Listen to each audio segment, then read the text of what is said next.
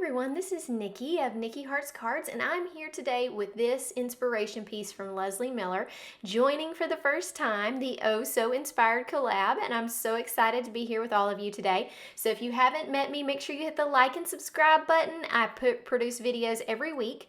Today I'm going to take a more modern look on this inspiration piece and use Catherine Pooler products to create a modern card that is inspired by this awesome one by Leslie. I'll be using some new and old products from Catherine Pooler. This wonderful stencil, of course, we'll do some ink blending. We're going to use some ribbon like Leslie did in her card and create a border. We're also using the brand new gray ink called Hoodie. Now this ink just came out a couple days ago, so I'm going to show you how it works, and we're going to use a more retro type of feel for this card because the latest things from Catherine Pooler have had that retro feel. So this is what I came up with in my color combinations. I'm going to start with stenciling with the gray ink, and I'm doing a border. So on Leslie's card she used a flower border. I'm going to use this stencil circle as a border, so I'm just doing about half of it, and then she has happy birthday as her sentiment next to it. I'm going to use this retro love die and create my own little sentiment in this bottom corner here. Since I have the love die, I'm going to use just partial parts of this. I'm going to say love how awesome you are.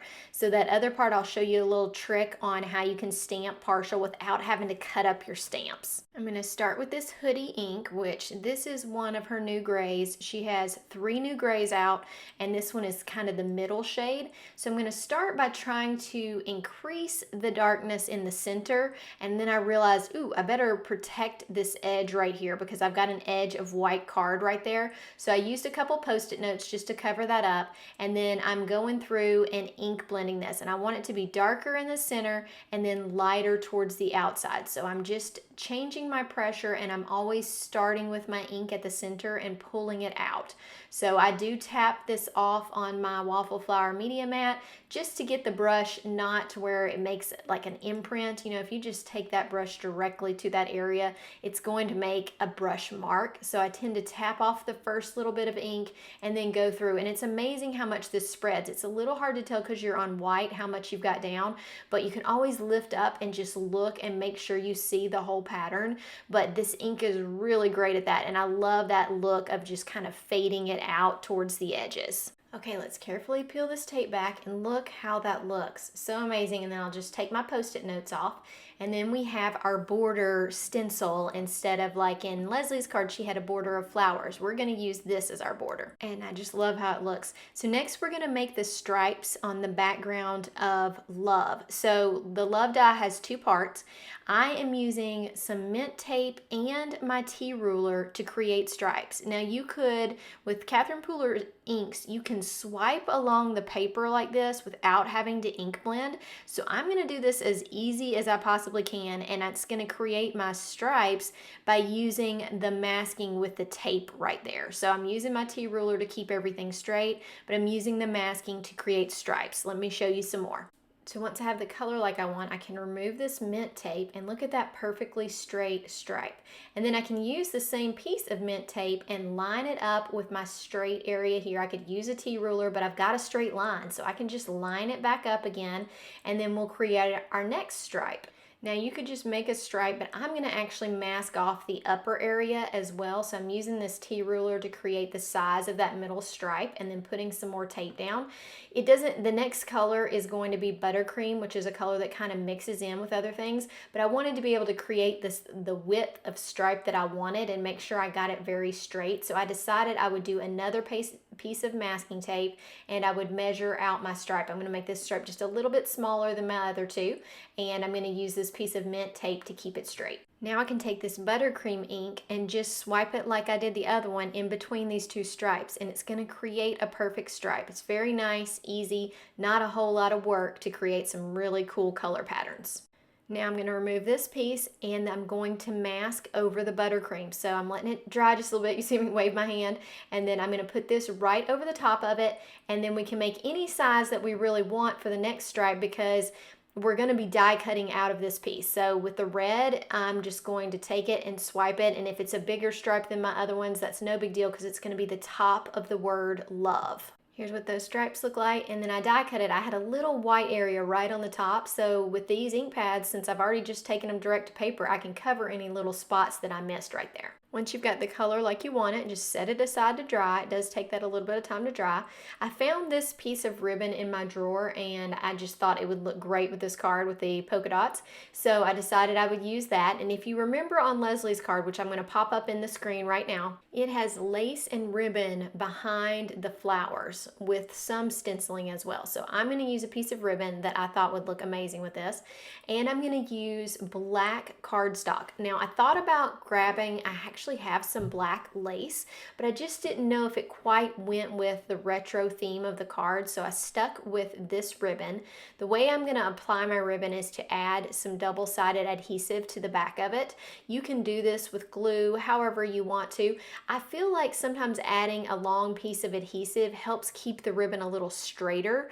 I don't know if you struggle with that or not, but sometimes I struggle with my ribbon wanting to not lay perfectly flat and to be a little bit crooked. And so when I add this double-sided adhesive, I feel like that helps some more with keeping it straight. Okay, so once again, I'm going to bring in that T-ruler. The nice thing about having a grid mat and the T-ruler, I can do the T-ruler and make sure that my paper stays perfectly straight. You could do that by taping it down if you wanted to, and then I can use the grids to kind of make sure that I've got both ends of my ribbon lined up correctly. So you can put them on a grid and then follow that grid to the top if you've got your paper lined up. But it does take a little bit of doing, so just be gentle and careful with yourself too. Don't get mad at yourself if you're a little bit off, who cares? It's gonna look fine. So, and you can also bring in the T-ruler and just use it to straighten this as well. You've got lots of options, but once I get that on straight, we're gonna cut the rest of the card so that this is kind of coming out the side of the card, and then behind it will be just the white cardstock. I'll show you. So I'm going to line this up next to it and cover up the black cardstock, and then I'm going to trim everything to be even. Let me put a little pointer up here. Okay, so I'll trim that little edge off. I'm going to glue these. I decided to go with a black love just to kind of add to the black definition on the back of the card. I just thought that looked the best. So you see how great those stripes look on that little cutout? So now we're going to get our pieces of ribbon put down, and then we're going to put the rest of this card down. Now I've got the white part glued down to the black base, and now it's time to stamp on there. Remember how I said how awesome you are, but I've got to fix this stamp so that it does that correctly without cutting the stamp. So I'm going to add some washi tape over the part that I don't want to use. So I'm just sticking the washi tape down and kind of wrapping it around the stamp.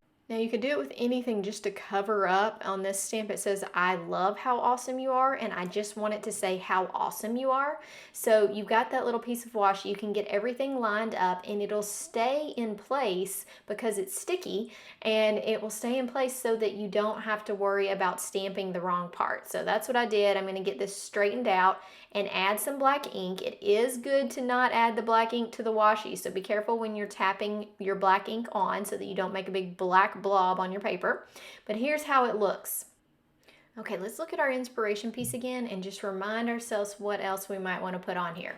There are definitely sequins on the inspiration piece, so I'm going to get the love part taken down, and then I'm going to add a couple of sequins to really add to that. So in Leslie, she puts her sequins around that border, and it looks so beautiful, and she uses really beautiful sequins. These are my favorite clear silverish sequins, and I didn't have any that were really the colors that I was using, so I just decided to use the clear. I did change my placement of sequins because I feel like they tend to be around your focal point, and my focal point is not that piece of ribbon or the stencil. It's this big love word. So I made sure to make myself a little triangle and focus on the word love. All right, thank you so much for joining me. Here's some close-ups of this card. Make sure that you hop along to the rest of the people in the collaboration. They will be linked in the description, as well as all the supplies from this. And if you haven't done it yet, hit the like and subscribe button. Have a great day. Bye.